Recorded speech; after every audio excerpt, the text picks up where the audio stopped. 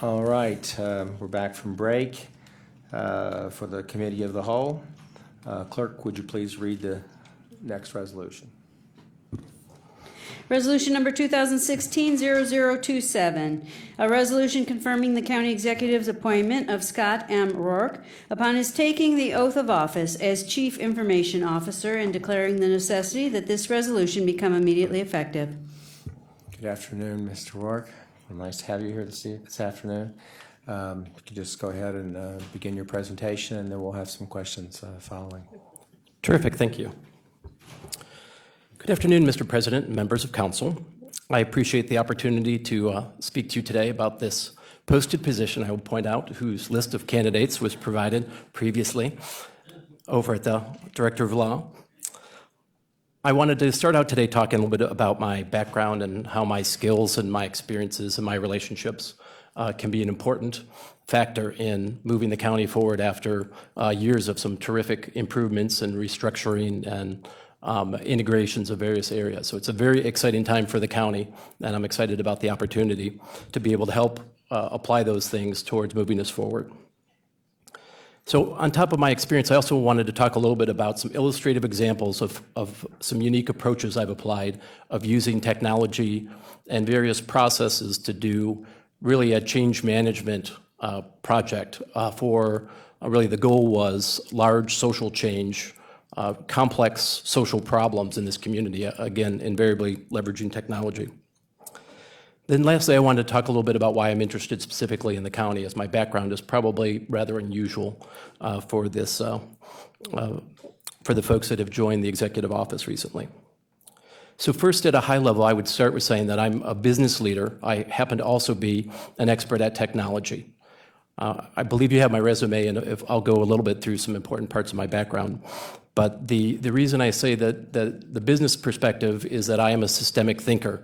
By that, I'm looking at, really a large field of vision, and it's less about technology being the solution as much as technology is a tool to solve big problems. The beauty of technology is that it scales, as you know. So whether I send an email to one person or to 1 million people, it's really the same price. So there's some really unique things about technology that make it a really powerful transformation tool. And I've dedicated my life to doing that, first in the private sector, then the nonprofit sector, and working closely with health, education, and government. I've been able to do that also in the public sector. So my interest in technology started at a very young age. I grew up in the suburbs of Detroit, and my father was the first technologist, or one of the first technologists, for a little company called General Motors. So I grew up in when the movie War Games came out, if you remember that, I learned what not to do mostly as far as my internet antics back in the 70s. We had first modems, I would go to his work and multi-floor mainframes, and obviously times have changed, but certainly that has been in my DNA all along. I graduated from a good business school up north that'll go unnamed, but it's a fine school and taught me some very useful lessons that I've been able to apply. Ultimately, I graduated from that. I ran the computing center there. I was very active in council. It was a great experience and made it quite easy to find some attractive job offers. So I moved from Michigan to Chicago and had some terrific opportunities. I had a vision for what I wanted to do, kind of the building blocks for my future. And so it really started with finance. I went and was very fortunate to go through formal training as a senior financial analyst for a top 10 banking system. After a multi-month training program, I was able to, I got assigned to the strategic planning group, a new group, and it was very exciting. I was not charged with using technology, but I was quickly able to apply the latest technologies to really revamp how they do their business. So I was able to help develop complex pricing models. I was able to do all sorts of interesting business things, really transform really how they perform their business. So the risk diversification guidelines, all really simple stuff for me using technology. And today is very simple, but back then it was quite profound on having, as a very young person, having such a profound impact using technology to transform a business. Once I felt I was comfortable having deep financial skills in place, I wanted to get general management practices. Again, I had a vision for a portfolio. I wanted to ultimately be a leader, a business and a community leader. So One of our top customers happened to have this great general management program. Many of you may have heard of like a General Electric kind of program, where I actually went in and at a very young age was able to manage people. And roughly every 6 months, based on my performance, I was able to get promoted and run one department, then another department, then another department. So I learned very much about high-performance teams, how to lead operations and important functions, whether it was HR, finance, sales, marketing, building warehouses, operations management, purchasing. So it was a really neat experience. After going through that circuit out of headquarters in Chicago, we were starting a new facility, a huge facility. So I was actually nominated to be on the startup team and designed a large mega $1 million facility that got located here in Cleveland, Ohio. So I will fast forward. It was a massive facility. Today, it employs, it's in Northeast Ohio. It employs over 800 people. It's growing very rapidly, and it's approaching about 1 million square feet. So it was really neat to, at the ground level, organize the systems it was all brand new people, all brand new processes, all brand new layout, and at a young age, I was very fortunate to have that opportunity. Again, the key really has been operational excellence, use of technology, and change management. And that's really the pillars of everything that I've done to do provocative change. Again, leveraging technology, which has just profound ability to impact so many folks for about the same as it does to impact one person. Ultimately, I was able to some folks from that very same business left the business and went to do a turnaround. So we actually agreed to go back to Chicago and do a turnaround of an enterprise that looks surprisingly similar to what we have here at the county as it relates to the number of employees, the revenue size, the culture, the labor force. It was very interesting. So I went there as part of the turnaround management team, started doing some really interesting things, and then I actually learned how not to do an ERP project. The effort was consultant-led, so I was in charge of supply chain, and it was a very difficult process, and I learned what not to do as it relates to being a consultant and on the business side of an ERP effort. So I had to take charge of it. I was on the leadership team. We turned it around. It was a fabulous experience. And at the beginning of the height of the internet boom, I was attracted to a large ERP firm to work and help launch their practices. So at that firm, I led all their multi-million-dollar efforts. They invariably had ERP involved in it, but it also was procurement projects, it was e-commerce projects, customer relationship management, and so a lot of systems experience on both sides, of both on the business side as the leader of that, and then also as a consultant leading the change in partnership with the respective customer. So as you would imagine, I'm very comfortable with our ERP efforts here, which I'm sure we'll talk about later. But the opportunity's been really interesting to see, again, how it transforms. I started really at that one enterprise, and then I started looking at whole entire industries, automating the supply chain of whole industries. So I was lured by a venture capitalist to actually start up an e-procurement firm that automated the buy side and the sell side of numerous different industries. So I'm very accustomed to being what I call parachuted into kind of a foreign industry, much like I am here today, and very quickly learning what are the nuances, what are the commonalities of those respective industries. So I've done this more than a dozen times, and again, invariably, ERPs are involved in it. So after I was lucky to have the opportunity to partner with this venture capitalist firm, I had an opportunity to move out west to Silicon Valley, where I was 100% travel. I was doing most of the work out there anyways, and my wife and I decided instead to come back to Cleveland to start a family.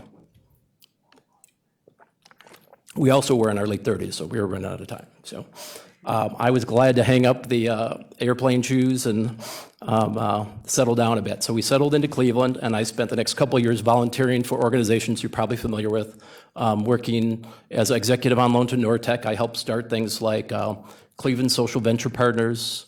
I helped start the beginnings of Jumpstart, and I wrote an incubator plan that turned into the Charter One Global Enterprise Center. I had nothing to do with naming that. So that was, if you don't know, that was what housed Team Neo and the initial parts of BioEnterprise and Jumpstart and the likes. So I am very familiar and was essentially executive staff on many of the economic development agencies in town. So after 2 years there, I had the opportunity. The deal I made with my wife to come back to Cleveland was I would focus on economic development, knowing that the tech community was not quite where we needed it to be. So I also worked on plans for what's called One Community. It was at one point called One Cleveland. So I was the co-founder of that and the founding CEO. And during our journey there, I had an opportunity. There were about 300 jobs, tech jobs, if we could locate a company here. So I did, for a brief period of time, about 18 months, help build a business here, my second business here, called MCPC, which is a large technology provider in town that we relocated from Dayton, Ohio. So we did an ERP there. We really had just the sales force here. So I had to lead the building of a whole big back office operations, HR, finance, purchasing, and the likes, and really modernize it here. And ultimately, it's even, as you may know, it's now headquartered downtown here at the Plain Dealer. So lots of fabulous journeys, very ambitious stuff. The economic development bug was really what drove me. I've been able to, with One Community, really do the two things I love, which is the public service side of things and also the technology side of things. So at One Community, really the vision was, how do we create a regional competitive advantage leveraging technology? So we were, I'll spare you much of the details, but we developed some ideas, and then I had to develop a business plan. But to kind of race to the end, we were able to build, even though I was a pro bono voluntary consultant, we were able to attract about $150 million to do many things. But we built really a regional fiber optic superhighway for data that really reaches all the way from Toledo down to Columbus, down to Youngstown. And what we did is we offered that service to about 3,000 customers, which were all health, education, and government providers. So it wasn't really about just, I call that plumbing. That's really not that interesting by itself. But what was interesting about it is there was not a vision for fiber. Only now do people know what fiber is, generally speaking, even technologists. But we foresaw that would be a competitive advantage, first in the public sector, to do things like electronic medical records. You really can't do that, and you can't be paperless, you can't do video. So now the health industry is now doing the YouTube versions, everything's their video transcription. They record, much like you record the video. We anticipated that more than 10 years ago, built this out, really MacGyvered our way into it as what I call a social enterprise. So again, a nonprofit with a little bit about earned income, serving just the public sector, or the health, education, and government, in very innovative ways. And as you can see, we were able to attract a lot of international attention. We were able to get some nice accolades for Northeast Ohio. We were able to raise a lot of resources. And really, I'll go in and give you a more concrete example of what that meant. So having located a couple businesses here before, I knew that from an economic development perspective, we couldn't grow our high-tech industry if we didn't have students that could fill those jobs. So I committed myself and the organizational resources to helping Cleveland Public Schools. We started really, again, this is a nonprofit doing technology with great passionate technology people. We developed a vision for Cleveland Public Schools in cooperation with Eric Gordon, and we helped them raise the resources to build fiber to all the schools. Then he didn't have enough resources and talent to do a strategic plan for technology. So we raised for 7 years the philanthropy to fund a chief information officer for the schools. Then they didn't have, so now they've got fiber, which is really fast, but they didn't have computers. So then in 1 year, I think, we raised the resources to get 10,000 computers, all this at no cost to the school so far. Then they needed teacher training, so we raised millions of dollars for teacher training, $3 million from the Cleveland Clinic. Then they said, now the teachers wanted applications. So then we again raised money and got them some really neat assessment tools for the students and really neat accelerated learning tools, software really. So all that said, at the end of the day, Eric Gordon, at no cost to the public schools, he would attribute one of the principal factors of him being able to move the graduation rate of the children by more than 10 points to efforts like ours in using technology, better understanding how he can focus his efforts, and really the big partnerships, public and private, that we brought together to aid the schools. So that's just one illustrative example of how systemic thinking, public-private partnerships, we got the computers from the big employers and the universities. We used RET3, a close partner of the counties, to refurbish it, mostly with reentry labor force. That was an exciting opportunity. We've raised a lot of money from the local foundations, the states, local government, the feds. It's been a really neat experience that I think has a lot of opportunity to help the county here. My last example would be stimulus came. So President Obama announced $4.2 billion in stimulus, and we were fortunate in that we've had a lot of influence because of the success of One Community here. We were internationally acclaimed, and much of it was designed around emulating the One Community business model. So we had a lot of opportunities to organize a community around this model. So the quick story is we raised, when it got announced, it was kind of shovel-ready plans, as you may recall. And so we quickly raised, if I remember correctly, $250,000 in local philanthropy. And One Community hosted, I think, about 60 community groups, public leaders. Sherrod Brown was there. We kicked off, and we provided free technical support, legal support, grant writing, and the likes for regional efforts to try and take best advantage and leverage of the stimulus opportunities. Many different things happened. I don't even know all the things that spun off and groups came and went, but as it relates to One Community, we ended up leading two really important projects. We ended up winning, with rounding, about $50 million to extend fiber to serve the public sector here. We also aided the state. We were one of the top states in the country. We partnered with other providers throughout the state and the state, and as a state did very well competing for those funds and delivering really important public services. And then my favorite one is that we were able to secure the largest digital resources to do the largest digital inclusion project to date for the United States. Fast forwarding to the end, we galvanized the community. 80% of the money went to local providers. It was very diverse. So local nonprofits, there were about 7 of us, and local universities. They all deployed teams in kind of a performance for services model that was pretty innovative at the time. And we were the role model for how to deliver, and actually both of these different projects groups, for having the best partnerships, the best execution, and the best use of technology.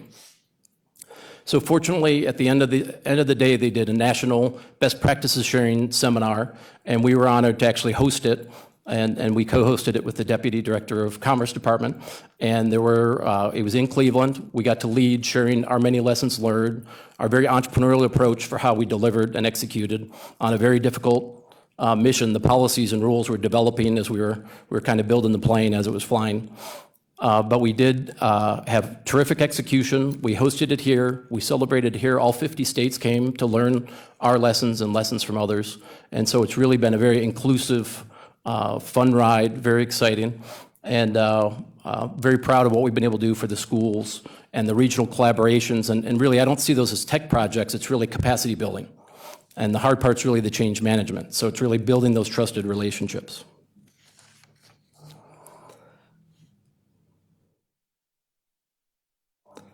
So circling back to my role at the county, hopefully you see that I'm passionate about public service. I've been working in the health, education, and government space for more than a dozen years. I do have deep technological expertise, and not only in ERP, but I'm really excited about some opportunities the county has. I think online services, citizen-centric services, there's really a lot of opportunity to improve how we serve our citizens. And our citizens are actually, you've probably seen the last couple of weeks during our real estate tax time, we've got a community that they're not best equipped to actually travel to all our offices.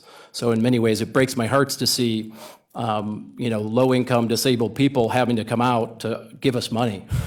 Here, we could do better. So I hope you will challenge me and enable me to work with you all to improve the access to our services, lower the cost of our services, think about how we address our problems from a civic-centric perspective.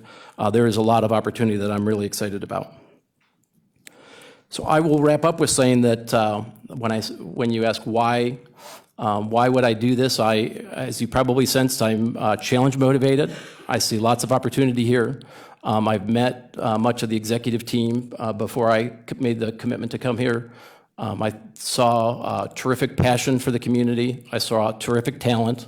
I'm certainly familiar with some of you all, and am excited about the opportunity to change and really build on the great work you've done on the charter system, reorganizing, the accountability systems, the performance systems, the things that I think I'm really good at, the performance, the innovation, the technology. I think my skills are well suited to help the county take this next important step forward after all your hard work.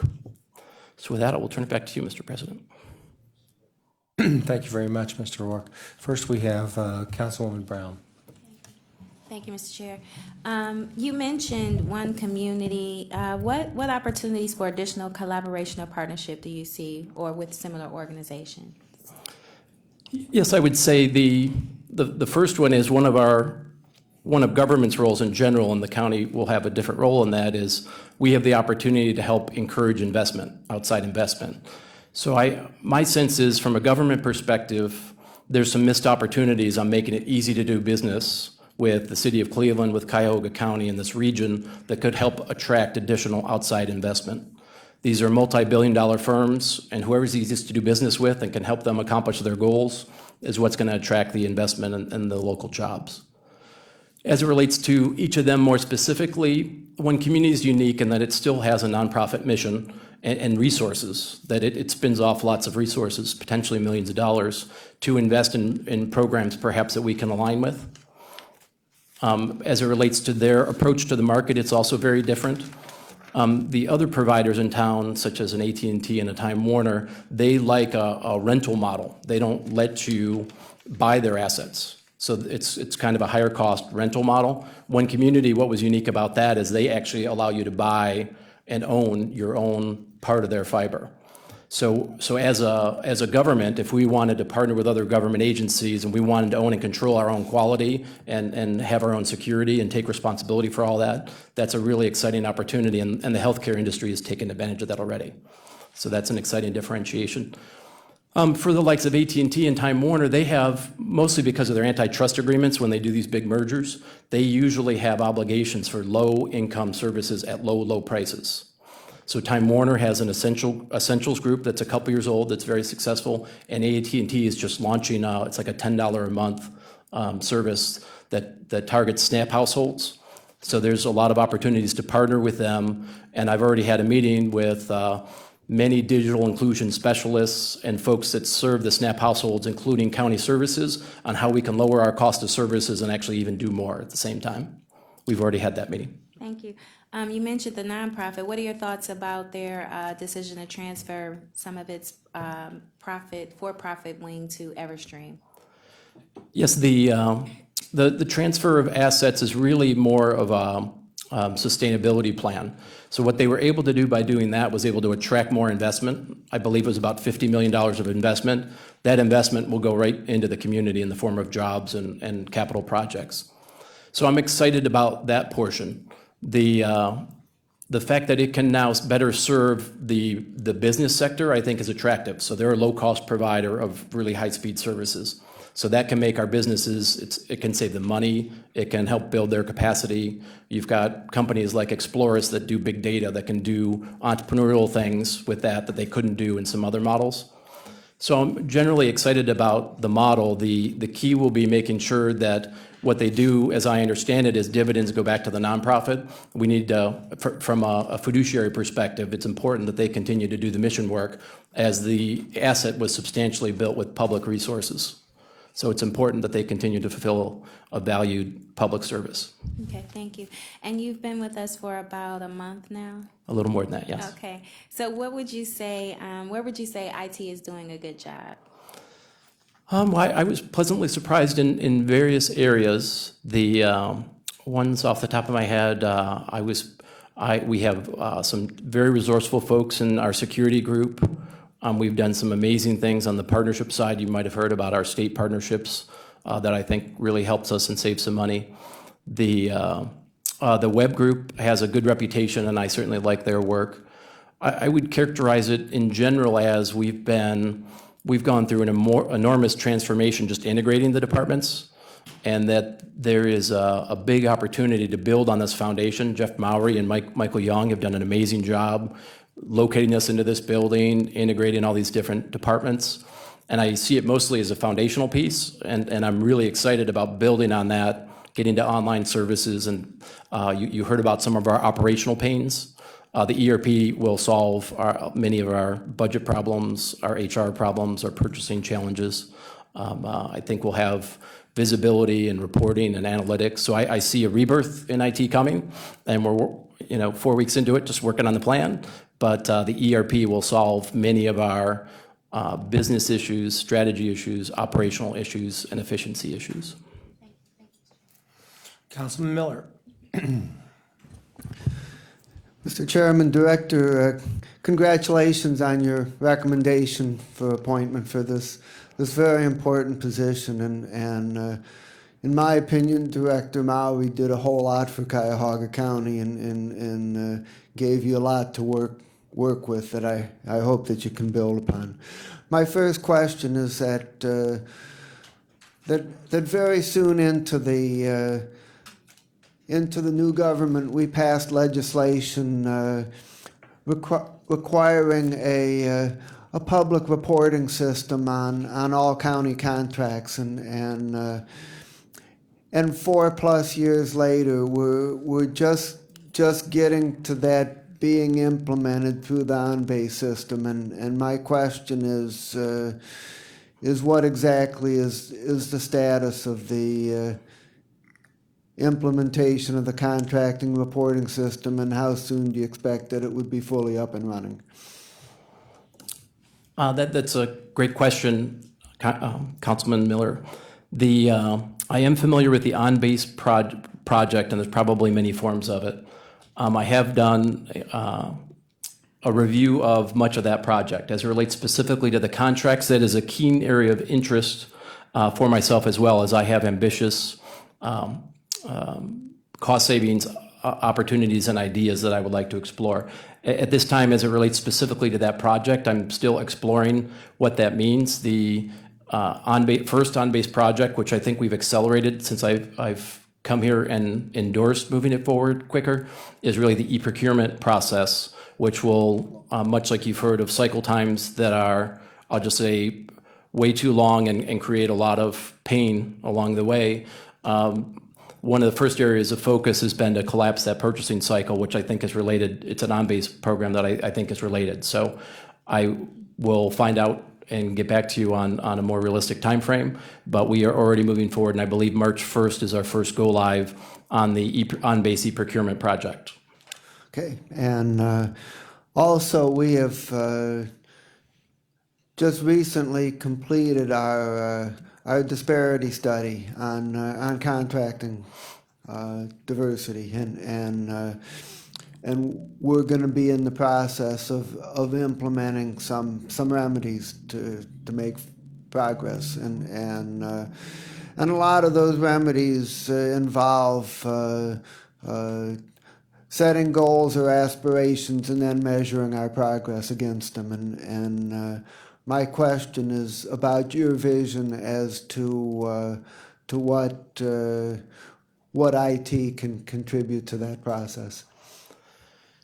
Well, I think the IT can contribute materially to it, and actually the law director and I have had conversations recently. I think I've got a good sense for the technology capabilities in that area, in this region, and so I think there's lots of opportunity to do it, and as you know, IT has millions of dollars of expenditures that I think can benefit small business. So I'm excited about the opportunity and have been eager to learn more about what actually is our policy and how we can best affect that.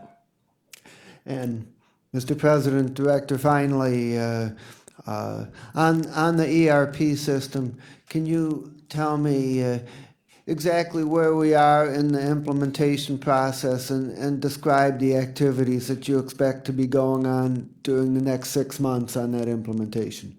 Sure, thank you. Yes, the ERP project, I have, in my vast 4 weeks here, I have reviewed the thousands of pages of materials, including an engagement of about 800 employees, and it's been a very rigorous process that they've gone through. So I am now satisfied with that process and have had some third-party opinions on where we're at, and we are excited to move forward with the process as it stands. We have a plan to go forward, and over the next 90 to 100 days, we hope to engage third-party negotiations and conclude those negotiations, which will yield not just a recommended vendor, which will come back here, but also a detailed plan on how we're going to staff it internally, externally, a 10-year total cost of ownership, which is something that's not been done yet for us. And the most important part of this next process is really making sure that we do what I'll call an apples-to-apple comparison that's not been done yet, to make sure that the bidders are actually bidding on the exact same thing, and that's the exact same thing that we want. And then we can actually most appropriately make a recommendation on which one's going to be the best fit for our needs and of course, the financial profile. Going out again 10 years with the total cost of ownership of internal and external costs. Okay, thank you. Thank you, Councilman Miller. Next, Councilman Schron, and then Councilman Greenspan. Thank you, Mr. Chairman. So at this point in time, we've got a short list of brands on the ERP. And is that public as far as the brands out there? Okay. And will we be doing the installation? Each of the finalists have an implementation partner and a respective software. It's Contracting for that? it'll be a combination of we'll be building a team on our side, and they will be building a team on their side. Okay. And so I think if I picked up your timeline, 3 to 4 months, we should have a decision on the brand that we're picking? Yes, and we'll be concluded with our planning and our go-to-market. The funds are already, thanks to you guys, are already aligned, and we'll be ready to kick off this year. Go live will be when? It's estimated so far to be, I want to validate this, but so far, the materials provided suggest a 2-year turnaround time, but the first department will turn up in, if I'm not mistaken, 6 months. 6 months from the decision to buy, or 6 months from? Well, there's multiple departments, multiple pieces. It's a phased implementation. I assume. So roughly, I'll make up a number, roughly every 6 months, we'll be turning on a new department. So we could start with, let's say, budget, and then finance, and then HR. The order is yet to be determined, but it's intentionally so we can manage some of the risks. It's intentionally a phased approach of roughly a new department every 6 months over a period of 2 years. So you've made a decision on brand. I'll give you 6 months, just to give you a courtesy. When does that first department go live? I believe the plan, as presented to me, is 6 months. From 6 months from kickoff, the first department goes live. That's training, that's data, that's everything, huh? Conversions. Yeah, I'm going to validate that. That's my recollection of the plans that have been How many provided to ERP me. systems have you installed at this point? On the client side, as kind of the business owner, about 3. As a consultant, roughly 12. Okay, so end user, you've installed 3. As the business leader, yes. Yeah. Okay. And are any of the 3 the software that are currently being considered on the short list? Not on the business side. On the consultant side, many of them were one of the finalists. And how many $1 billion organizations have you done it for? Most of them were that size. Okay. And that resulted in, I assume, efficiencies and improvements in operations? Yes, dramatic. Any reductions in, as a result of that because of through attrition or anything like that? Yes. Yeah, I assume that's part of the flow. You indicated you did pro bono work for one community. Is that how you were working for them? Well, I thought I heard that. When I arrived in Cleveland, I spent 2 years pro bono writing many business plans, working generally for Nortec, which turned into one community where I also was pro bono for a period of time, but not the entire time. Okay, so you were a salaried individual Yes. for a nonprofit. So there's a 990 someplace in regards to Yes. a public form. And what was your comp there? It averaged between 300 and 400,000. Okay, so this is a significant reduction in salary then to Yes, be sir. coming here. Okay, and what would they say why you left there? At my 10-year anniversary, and stimulus was very rigorous. We had capital but no operating, so it almost killed me. So they knew that I was tired and wanted a break. So they supported me, and I transitioned. It was 6 or 12 months transition while we sought out a new leadership, and then we transitioned. Okay, because it indicates, I think, on your resume that you're doing private consulting, so, Subsequently, not during. okay, after you left there, okay, After I left there, yes. all right. And you did the work to help found Jumpstart, is that correct? Yeah, at the very early stages, I was a volunteer for Nortec, and they had an organization called the Startup Alliance, where we wrote a business plan that eventually turned into Jumpstart. So what would Ray Leach say about you? Ray Leach would say that I talked to him about joining Jumpstart and directed him on how to plug in to be the CEO there. Okay. Have you ever hired people? I assume, I've hired many hundreds, and fired? hundreds. When you see people with multiple jobs within their 1 and 2 year lengths of time, 6 in a row, do you get concerned when you see that on a resume? I would probably say that in their 20s, I might forgive that, but that a longer track record in their 40s would be a much better indicator. Because that's what I'm reading on your resume. It looks like 6 jobs in a row, all within 2 years to 2-year turnover. So should we be concerned because an ERP package installation is, as you indicated, a minimum probably 2 years? Yeah, I would say that during the internet boom, the times were very different and the opportunities were very different, and I was at a very different place in life, and that I'm prepared and have made a commitment to stay here long term. And much like One Community, I stayed many years longer than planned because of the stimulus awards, and it was on my reputation by which those were awarded, and so I fulfilled all those obligations before I left. Okay, thank you. Thank you, Councilman Schron. Councilman Greenspan. Great, thank you, Mr. President. I'll start with the same question I asked the previous candidate regarding secondary employment. Do you have any secondary employment? I don't. I have been cleared by the IG on all counts, but I will distinguish that I am a paid board member for a technology company, a nominal amount, that does not do business with the county. So your consulting business is not active at this time? Correct. Okay.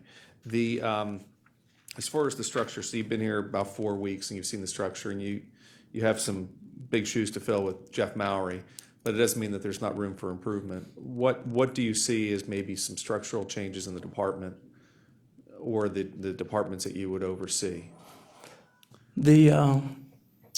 What I've been doing lately is I've been meeting with all the respective functional leads, the directors, and understanding what their needs are. So I'm still sculpting what I see our needs are. I'm still anticipating the ERP is going to transform what we look like.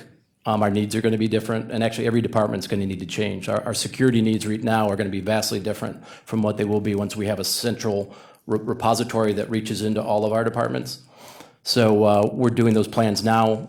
The one area of terrific opportunity is the civic-centric, the citizen-centric piece. So online services I really am excited about. I think for nominal investment, we can really have a profound impact and improve civic lives that way.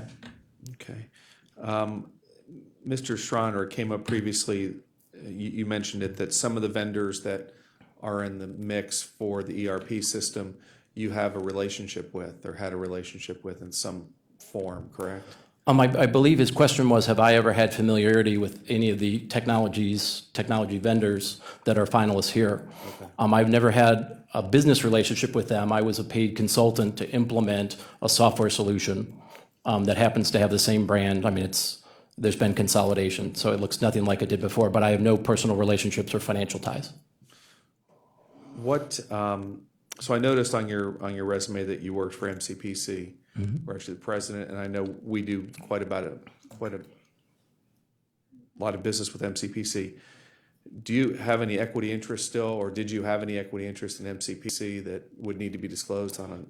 You're going to have to file an Ohio Ethics Commission financial disclosure statement. I don't know if I've already completed that, and the IG has passed me. Okay, so you don't have any conflict Correct. With any vendors or any fiduciary benefit as a result of MCPC in particular, only because they're on your resume. Correct, incorrect. Okay, all right, thank you. Are you sure? I'm just kidding. Other questions, comments by the committee? It appears that the very lengthy confirmation hearing that took place before you may have impacted on your hearing in what is probably a positive way, if I'm you. But I'd like to make a motion to recommend resolution number 2016-0027 to the full council for second reading adoption under suspension of rules. Do I have a second? Second. Is there any further discussion? All those in favor of the resolution say aye. Aye. All those opposed, the ayes have it. The resolution carries. Congratulations. Thank you. All right. Is there any miscellaneous business? Not from here. Any miscellaneous business by any of the members? Any public comment unrelated to the agenda? No, Mr. President. No. All right. I make a motion to adjourn the committee of the whole. Is there a second? Second. All those in favor say aye. Aye. All those opposed, the ayes have it. The committee of the whole is adjourned. We'll return in 50 minutes for the regular council meeting.